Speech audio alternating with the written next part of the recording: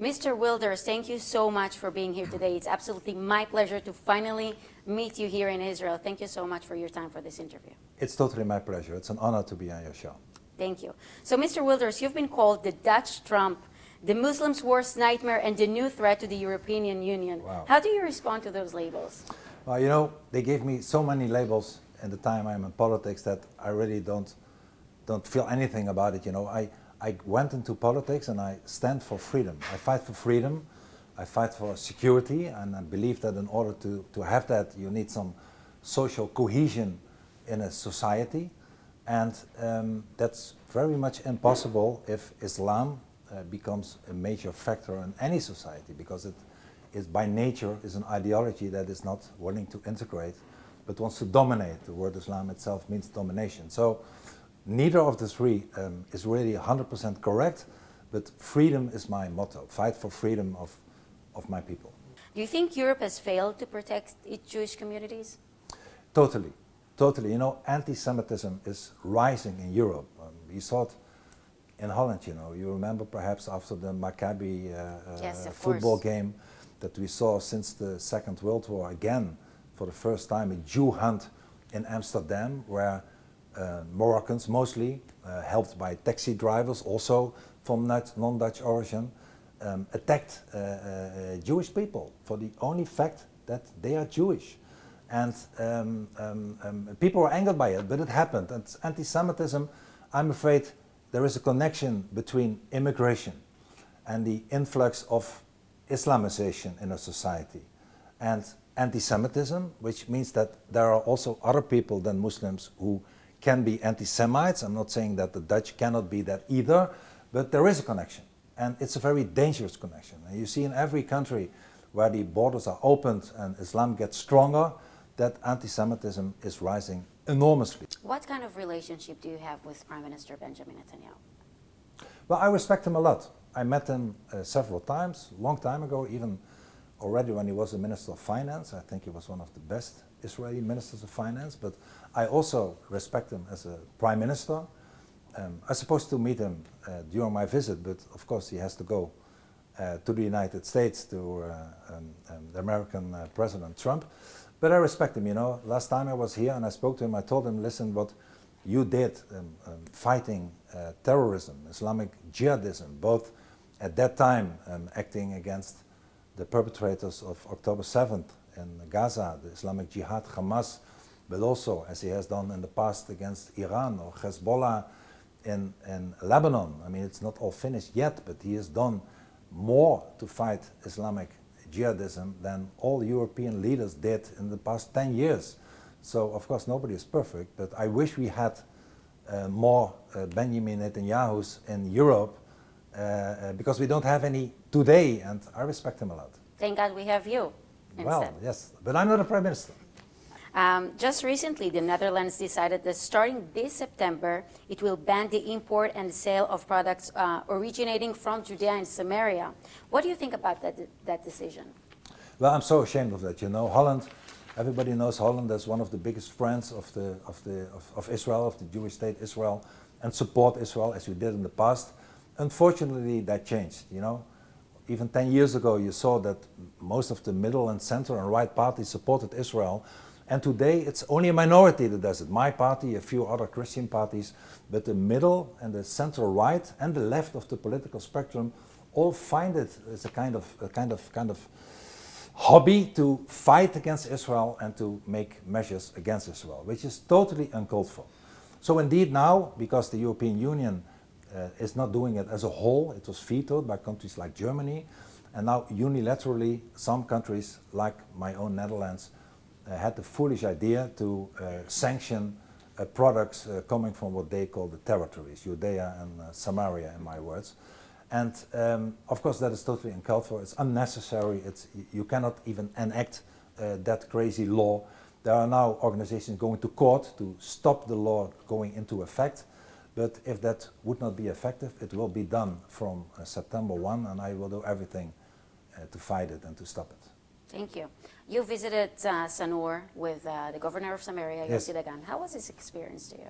Well, it was, I met Esther, the widow of the man who was unfortunately killed by Palestinian terrorists, and I was really shocked. You know, she was sitting there and she was very strong, 2 children, and next to her family, surrounding her, and she told me he was such a soft and sweet husband, but also for the settlement he was respected a lot, did nothing wrong, only tried to help people, and was brutally murdered by broad daylight. And I told her that I don't only respect her and cannot imagine what she's going through, but that people like her and the other people in the settlements have support of millions of people in Europe. Don't believe everything you read in the European press. You know, if you are an Israeli tourist and you go to Rome or Amsterdam and you read the press, you believe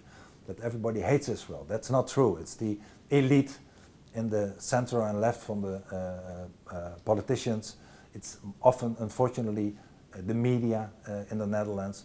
But many people, common people, still have a big heart for Israel, and certainly for the loss of this lady who I really feel very bad for. Yeah, you know, Iran is by far one of the biggest threats, not only to Israel, but geopolitically to the whole region, and also to Europe. You know, its rockets can reach the European nations as well today. It's a country that really should not have nuclear capability. So I understand very well that America, with the support of Israel, earlier this year attacked Iran. Unfortunately, it has not been in that way successful, that the regime is gone and that the Iranian people are freed. They are still executed by the day for just fighting for their own freedom. And the mullahs, the theocratic Islamic regime, is still very much in power. So I wish we could replace them, but at least it should be done that it has no capabilities on the nuclear field. You know, no missile capability, but certainly the nuclear program should be stopped. So I don't know how they can do it. I'm not in the power to change that. For many years, you've been regarded as one of Israel's strongest supporters in Europe. What is the source of that commitment? How did it all begin? Well, it began, today we also went to Tomer, Moshav. I was 100 years ago when I was a teenager. Wow. I lived for half a year or something like that at Moshav Tomer. And I remember very well, I was a teenager, you know, I was interested in anything but politics. But I saw what people made of the land, you know, what they cultivated. But I also saw what security means. At that time, the Lebanese border was safe, and we saw French-speaking people driving from Kinneret to Jerusalem, passing Jericho and my Moshav. But the Jordan Valley was dangerous then. You know, Yeah. people came through the Jordan Valley, and the IDF came with helicopters with magnesium flares and shot the people, the terrorists, the Mujahideen from the mountains. And I was 18 years, 19 years old. I thought, what is happening here? So I started to realize how important it is that you are secure and you fight for your freedom. And I learned later, and also during my political career, that the same in another way, but is also through immigration happening in Europe. You know, so I believe the threat that you face from, whether it's from Islamic Jihad or the Islamic terrorist, is the same fight we fight. And if you lose, we will lose. You will not lose, but we cannot afford you to lose. So I feel very close to the Jewish people and to the Israeli homeland, but it's also a matter of self-interest for Europe. You know, I always said that Israeli mothers, European mothers, can sleep quietly at night because Israeli mothers lay awake at night worrying about their children, their sons and daughters in the IDF, whether they will come home safe or not. So you are fighting our fight, and we cannot afford not to support you, and we should support you because we are one. We have the same values, we have the same principalities, we fight the same enemy, and we have the same joy in everything that we share. So that's why I support Israel, and I come back every time again.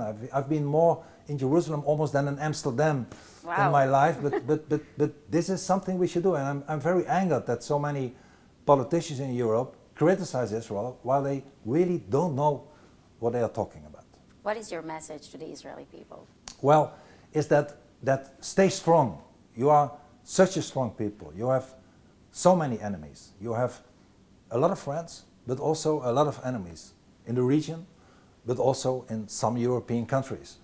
But you stay strong and you stay democratic and you stay focused, and I respect that very much. And my second, if you allow me, my second point to the Israeli people besides that is that please know you are not alone. There are millions of people supporting you and willing to fight for you in a democratic way, and we will never stop doing that. Thank you. It's really moving. It's my pleasure. Mr. Wilders, thank you so much for this interview. I really appreciate your time. And I hope the next interview will be after you'll become the Prime Minister. I hope so too. I hope that would be very nice, really. Thank Thank you you so for the much. interview. Thank you.